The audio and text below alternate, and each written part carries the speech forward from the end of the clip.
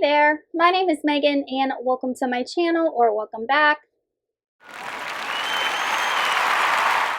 Today I'm going to be doing a book review for Valour by John Gwynne.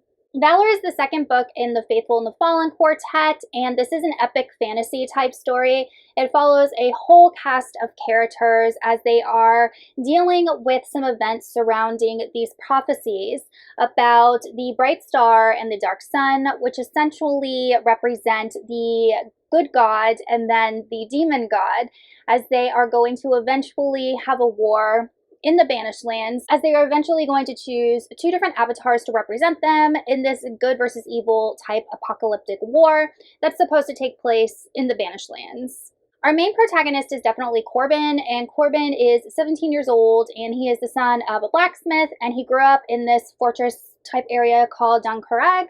And in book one, we actually see Dunkerag is invaded and taken over by the antagonist. One of the antagonists of this world, King Nathir. Nathir thinks that he is the avatar of the good god Elion, I think is how you pronounce it, and the prophecies have been spun to portray Corbin as being the dark sun or the avatar of Azroth, the demon type god. So book one, Malice, ended at the fall of Dunkerag, and Corbin and his mother and a whole bunch of other people flee, and then basically that's where book two picks up. So, like I said, we are following a whole cast of characters, and there's a bunch of different plot lines. And one of the things that I did like about this book is that you have so many plot lines, and a lot of the plot lines take place on either side. So you have the good side, and then you have the bad side, and you have people that are serving both sides. So we're getting points of view of the inner workings of both sides. And what's really interesting is a lot of these characters don't know that they're serving the right or wrong side. One of the things I do like about this book is the kind of dramatic irony that we have in here. So we have some of the characters that are serving Azroth, I'm just going to call him the devil of this world, but they think that they are serving the good god, Elion. So they have been deceived. So they are doing all of these atrocities. They are waging all of these battles and killing in the name of Elion, thinking that they're doing good when in fact they're actually serving Azroth. And then we have Queen Wren, who is definitely serving Azroth, and that is very evident, and she is kind of stringing a lot of these players along. She's like the puppet master, and she has definitely done a good job at deceiving a lot of these lesser nobles to fight for her, because she makes them think that they're fighting for the good. So one of my favorite villains is a villain who is doing wrong under the premise of doing good. And in this case, we have Nathir, who genuinely thinks he's doing good, but not because his mind is twisted, but because he's been lied to and deceived. And then we have Corbin, and Corbin is the chosen one. He is going to fulfill the prophecy of being Elion's avatar and, bringing about goodness. And there's just that big chosen one trope with regards to Corbin. And all of the things that you would expect in like an epic fantasy story surrounding a chosen one happens with Corbin. He comes from a lowly background. He has a trusty mentor with kind of, like a secret past. And then he has to flee the antagonist and go on this quest. And he is told that he is going to fulfill this prophecy. And he's like, no, I'm not. That's crazy. I'm 17. But there's a lot of like those traditional fantasy tropes that surround Corbin in this book. And to be honest, I wasn't a fan of that. I felt like it was a little bit too cliche. And another thing that I didn't like was the fact that, and this happens a lot in young adult books, so I was kind of surprised to see it in adult fantasy books, but then in retrospect it happens in adult fantasy books too. But YA, for some reason, the parents are always dead or they die, and they leave this like teenager to save the world. And that's exactly what happens with Corbin.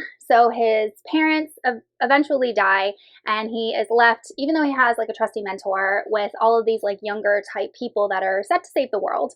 And then thinking like, okay, that happens in Wheel of Time too, if you think about it, with Rand. But then he has Moraine, his trusty mentor.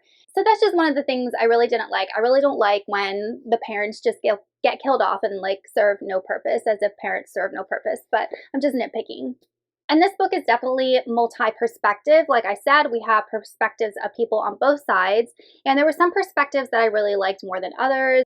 I liked Corbin's just because he was the protagonist, and I felt like most of the story is going to surround his quest and his journey. But then we also had a character named Camlin, and we're introduced to him in book 1. He's an unscrupulous type figure. He traveled around with a band of outlaws, and he eventually gets roped into Corbin's world and his group of people as they flee Duncrag when the Fear invades. And he actually learns to develop friendships with all these people, and it just reminded me of a underdog, or a character who used to be bad but then tries to better himself and do good. And there might be a romance between him and Adana, who is very much the queen of Duncrag now that her father's been slain and she had to flee with Corbin. So Camlin has pledged service to Adana, and I just liked the story of him finding honor in who he fights for and what he serves, instead of just serving himself and just being an outlaw all the time. So I enjoyed Camlin's point of view. Some other things I liked about this book were definitely the way that it read. It's a very easy story to read despite its length and despite how dense it is. It's a really fast-paced book and just very easy to read, and I found myself getting through a lot of it very quickly. I really enjoyed that this book incorporated more fantastical elements, because there are these magical artifacts in this world, and we do have, like I said, the devil type being and then the god type being, and they do have, creatures that serve them. But we do get more fantastical elements towards the end of the book, especially surrounding Corbin, because Corbin is supposed to eventually have these abilities. He is the chosen one, so he's learning how to do elemental magic and stuff like that, and that's not really the focus of this book. We do get a little snippet here and there of that, but that's not the focus.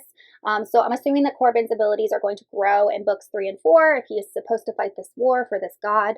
But for right now, the fantastical elements were a bit lacking. Until we got to the end, we did get a glimpse into the other world, the world of Azroth the Devil. So that was incorporated, and I'm glad it was. As for the things I didn't like so much, I was really a bit disappointed with Cywin's point of view and her journey. So Cywin is Corbin's sister, and she's just portrayed as being this snarky, strong type character. She can throw knives. And when Duncrag was invaded, Corbin and everybody fled, and they thought that Cywin was dead because people said that they saw her fall. And lo and behold, she is not dead. So I feel like her story took a little while to pick up, but once it did, it kind of turned out that she was going to be just bait for Corbin. Once Corbin found out she was alive, he was going to go on this quest to save his sister, and I was just a bit disappointed in that storyline, because I felt like she could have been just such a better character and such a way more developed character and played such a more pivotal role in the story instead of just being bait for Corbin. So Cywin ended up being just that traditional damsel in distress. Some other tropes that you see in this is obviously, like I said, the chosen one. You have the good versus evil. You have the trusty mentor. You have the quest. You have the underdog or the anti-hero, which I think is going to be Camlin. You have magical artifacts. Essentially, a lot of these characters are searching for these magical artifacts because once they are all together, they have a lot of power. You have the medieval setting, and then you have the just villain to be a villain for villain's sake. So you have a lot of these fantasy tropes. And when I first read this series, that was one of my main issues with it, was that I have read so many books that have these archetypes in them and these tropes in them. But at the same time, it's going to be very hard to find a story that does not incorporate an archetype of some sort or a trope of some sort, because those are elements of stories in our culture that we like and we can relate to as humans. So to say that I don't like this series because it's tropey is kind of counterintuitive, because I can resonate with some of that stuff. But just know that if you go into this epic fantasy series, it's very, very traditional in those archetypes and those tropes. But if you like that, then you'll really like this series. All in all, I had a good time reading Valour. I thought it was a lot of fun. The battle scenes were great. I'm excited to see the characters grow more. I'm hoping that we have more growth from Cywin and even Adana. I'm really hoping we have more growth from. And I'm just excited to see where the series goes. And I ended up giving this book 3.5 out of 5 stars. Alright, you guys, that is it for my review of Valour by John Gwynne. Let me know in the comments if you read this book and what you thought of it, and I will see y'all in another video soon. Goodbye!